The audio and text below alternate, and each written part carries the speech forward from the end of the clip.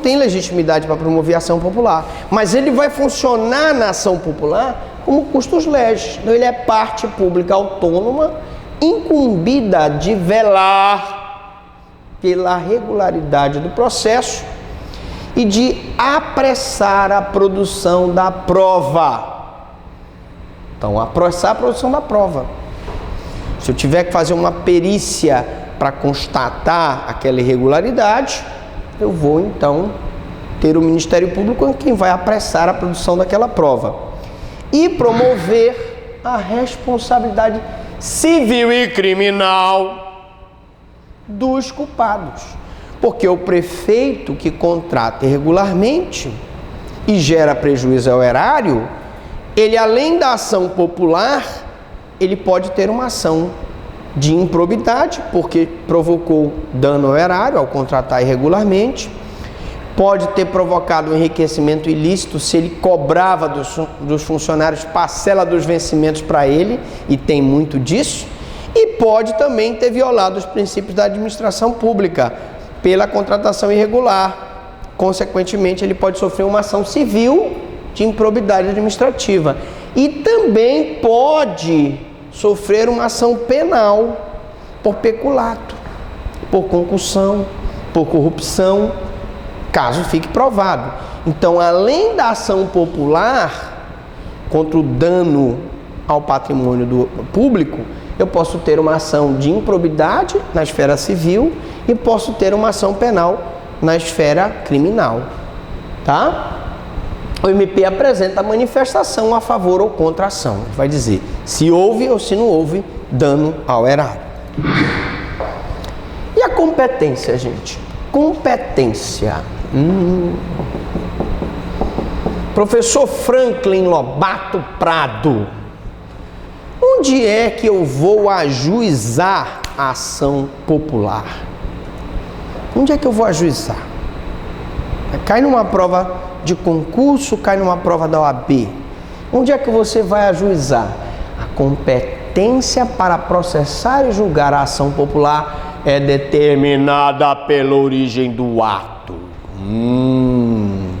Se é um ato praticado por um prefeito, a ação popular terá que ser ajuizada perante o juiz de direito da comarca. Se é um ato que foi praticado por uma entidade federal, eu vou ter aí bens e interesses da União, competência da Justiça Federal. Então, a origem do ato, assim, se foi praticado por autoridade, funcionário, administrador de órgão da União, entidade autárquica e paraestatal, a competência é do juiz federal da seção judiciária em que se consumou o ato. Então, entidade da União, funcionário da União, empresa paraestatal, competência do juiz federal.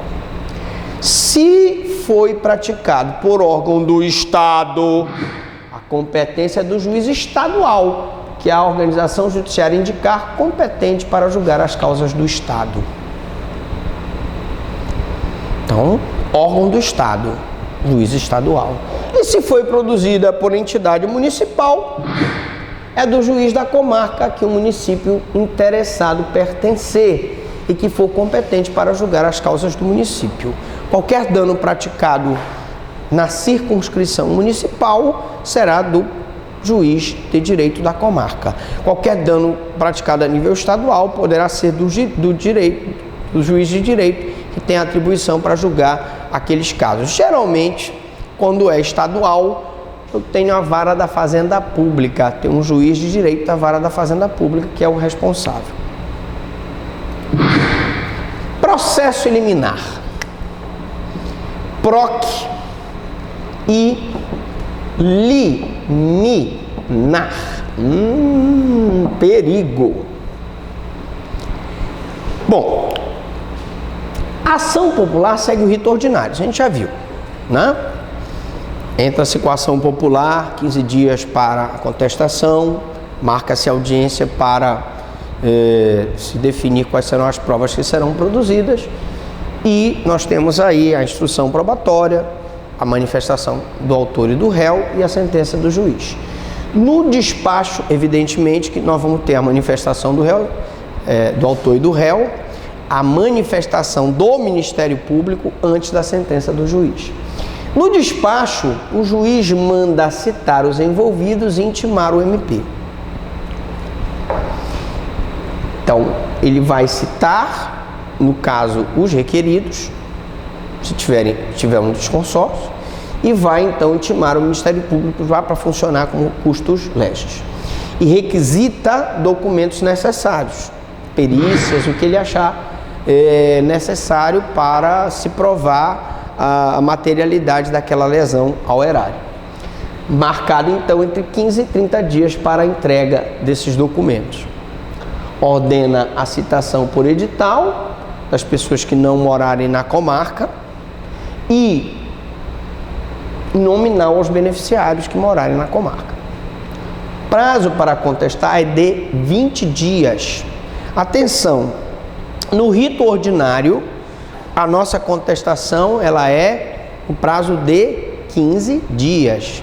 Aqui, a contestação se dá em 20 dias. Muitos doutrinadores questionam, dizendo que deveria ser o prazo de 15 dias, mas como a ação popular é uma ação própria, especial, uma legislação extravagante, eu tenho, pelo princípio da especialidade, prevalece o prazo especial, 20 dias, prorrogável por mais 20 pelos interessados. Liminar. Dispõe a lei, na defesa do patrimônio público, caberá suspensão liminar do ato lesivo impugnado. Então, cabe ação liminar, cabe medida liminar na ação popular? Cabe, desde que eu vá suspender um ato que vá causar prejuízo ao público. Por exemplo, eu tenho a hipótese de uma contratação irregular ou uma licitação que eu vou entrar com uma ação para suspender a licitação, uma vez que houve dispensa imotivada daquela licitação. A liminar não está sujeita a prazos e nem a requisitos, o que é contrário à índole do Estado democrático de direito. Nós sabemos que nem quando ela está sujeita a prazo é cumprida. Então aqui, mesmo que nada, mas eu preciso dizer para vocês que não está sujeita a prazo. Claro que aí vigora o princípio da proporcionalidade, o juiz não pode demorar muito a se manifestar sobre a liminar, etc. Entretanto, os tribunais não têm admitido o pedido de cassação de liminar por presidente, entendendo cabível o agravo de instrumento que não tem efeito suspensivo e o mandado de segurança que é dispendioso e tardio no seu julgamento e até mesmo a correção parcial. Então, senhores, é o seguinte: se nós tivéssemos que orientar aqui de uma decisão liminar, lembram que nós falamos sobre a cassação da liminar pelo presidente do tribunal em decisão fundamentada, quando a decisão causar dano à ordem pública, à saúde ou às finanças públicas? Isso vale para cá. Mas eu também posso cassar a liminar através de agravo de instrumento. Não tem efeito suspensivo, mas o relator, como nós vimos a aula de agravo de instrumento, explicamos para vocês que o relator pode dar efeito suspensivo ao agravo de instrumento. Você não conseguiu o efeito suspensivo no agravo de instrumento, você pode entrar com mandado de segurança.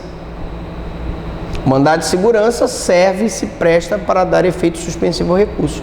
E na pior das hipóteses, se o juiz não der o efeito suspensivo e esse juiz, então, não dando o efeito suspensivo, caracteriza-se então um erro improcedendo, não é erro injudicando, ele não errou a parte de direito, ele errou a parte procedimental. Aí eu posso entrar com a correção parcial. Então, repetindo, a liminar, mesma explicação que eu dei na aula de mandado de segurança, pode ser suspensa por presidente do tribunal se houver dano à saúde pública, à ordem pública, às finanças públicas, em decisão fundamentada. Não conseguiu suspender a liminar, decisão liminar é uma decisão interlocutória, acaba agravo de instrumento, que tem efeito suspensivo pelo relator. Não conseguiu eliminar, pelo relator, mandado de segurança. Em última hipótese, né? Se eu não conseguir eliminar no mandado de segurança e houver erro em procedendo, eu posso entrar com a correção parcial. Tá? Não perca a aula de correção parcial. Uma aula maravilhosa. Tudo o que você queria saber sobre a correção parcial e nunca teve coragem de perguntar. Vocês nunca viram, nunca tiveram aula de correção parcial. Não sabem que vocês estão perdendo. Assista a aula de correção parcial. Bom, temos uma aula específica sobre correção parcial. Processo liminar.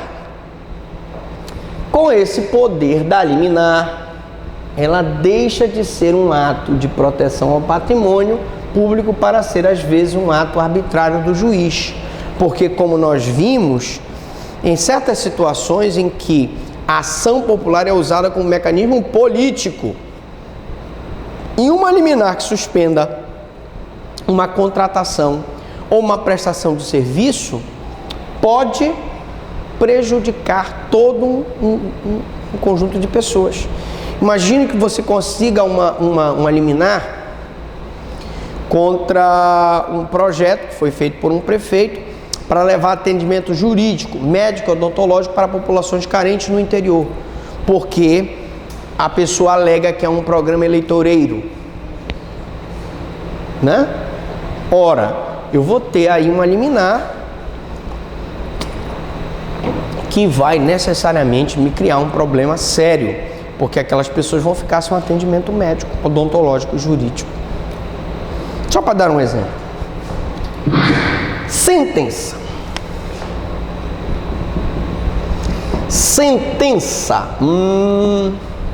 Sendo procedente a ação, o juiz deverá decretar necessariamente a invalidade do ato impugnado. Então, decretar a invalidade da contratação dos funcionários, decretar a invalidade da dispensa da licitação e as restrições devidas, condenando o pagamento de perdas e danos os responsáveis pela sua prática e os beneficiários de seus efeitos. Então, aqui, professor Franklin, na ação popular, pode haver condenação em perdas e danos? Sim. Aqui sim. No mandado de segurança, não. Mas aqui sim. Então eu vou condenar o prefeito às perdas e danos porque ele ficou durante X meses contratando gente irregularmente. Essas pessoas foram pagas com dinheiro do erário. Então ele vai ter que restituir o valor. Ou uma questão de uma obra que ele mandou derrubar um prédio público, prédio histórico, e ele vai ter que mandar construir, reconstruir o prédio. Ressalvada a ação regressiva da administração contra os funcionários culpados pelo ato anulado. Então, a própria administração pública, por exemplo, que é ação regressiva? Eu venho dirigindo um carrinho da administração pública, vamos supor, uma carreta basculante, atropelo e mato uma criança. Quem paga a indenização para aquela criança é a prefeitura, se aquele carro for da prefeitura. Mas a prefeitura tem contra mim, que sou o motorista, ação regressiva. Ela vai buscar o dinheiro que ela pagou, porque ela é que vai ser acionada para pagar aquele prejuízo. Você é atropelada por um carro de um plano de saúde. Você move uma ação contra o plano de saúde, é o plano de saúde que paga. Mas o plano de saúde tem ação regressiva contra o motorista que te atropelou, e assim sucessivamente. Tá? Então a administração pública tem ação regressiva contra os funcionários culpados pelo ato. Recursos. Bom, nós já falamos muito em recurso, vocês não vão errar na prova nem da OAB, nem de concurso. Cabe recurso de ofício quando a sentença concluir pela improcedência ou pela carência da ação. Então aqui se questiona novamente aquela observação que eu faço sobre recurso de ofício. As pessoas que são contra, que dizem que acabou o recurso de ofício, dizem que o recurso de ofício violaria, primeiro, o princípio da iniciativa das partes, segundo, o princípio do ne procedar e o dex ex officio, O juiz não deve proceder de ofício. O juiz é inerte. A partir do momento que eu dou ao juiz a obrigação dele recorrer quando a ação popular for improcedente ou quando for carente de ação, eu estou instituindo o recurso de ofício e violando esses princípios. Mas está aqui, para que vocês entendam o que está na lei da ação popular. Cabe apelação voluntária tanto da sentença que julga procedente ou da sentença que julga improcedente a decisão de carência da ação. E das decisões interlocutórias cabe agravo instrumento. Fácil, né? Então, recurso de ofício na ação popular, se ela for improcedente ou se for carente de ação. A apelação das decisões de mérito, tanto procedente ou improcedente da ação. E das liminares, como é uma decisão interlocutória, cabe agravo de instrumento. Fácil. Depois que você vê o curso completo, você diz, mas isso é muito fácil, não vou errar, nunca mais eu vou errar isso. Bom, coisa julgada e execução.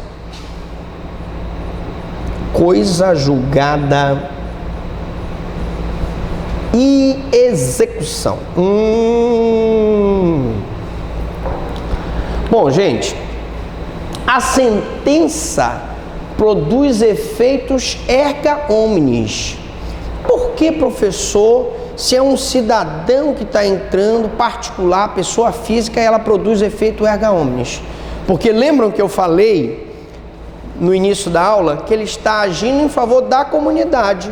Então a sentença produz efeitos erga omnes, exceto quando há deficiência da prova.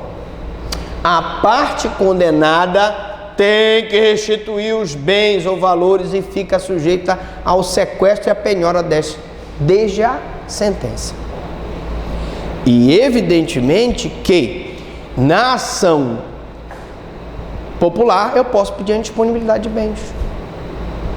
Posso? Oi? Em ação popular? Sim, claro. Nós tivemos um caso de um vereador lá em São Sebastião que entrou com uma ação popular. A ação popular foi julgada procedente, inclusive eu dei o parecer na ação popular. E ele teve a parte condenada, que foi o prefeito de São Sebastião, antigo. Já faz muito tempo isso, e teve que restituir os bens e valores e ficou sujeito ao sequestro e à penhora. Lógico, o que aconteceu foi o seguinte: ele não restituiu os bens, era um dinheiro do Instituto de Previdência Municipal, e consequentemente tentou-se um sequestro, e aí foi feita uma penhora online de um valor que ele tinha numa conta particular dele. Então acontece sim. Lógico que se você me perguntar, a ação demorou, foi um rito ordinário mesmo, demorou bastante, mas saiu, no final saiu. E acabou. Acabou a nossa aula de ação popular. Eu pergunto alguma dúvida, alguma pergunta?